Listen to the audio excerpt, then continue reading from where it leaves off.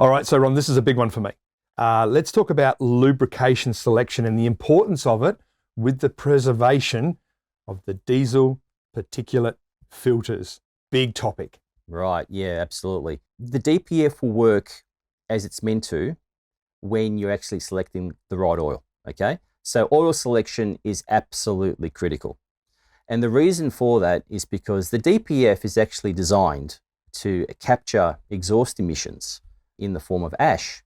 And what is interesting about that is that the majority of that ash actually originates from your engine oil during the combustion process, okay? That ash is made up of metallic compounds called saps. Now, saps is a term that you'll hear quite a lot when people talk about engine oil technology. And engine oils generally fall into either being low, mid, or high saps, okay? Now, saps itself is actually an acronym that means sulfated ash, phosphorus, and sulfur. Now, different OEMs require different sap levels for their particular engines. Right. Okay.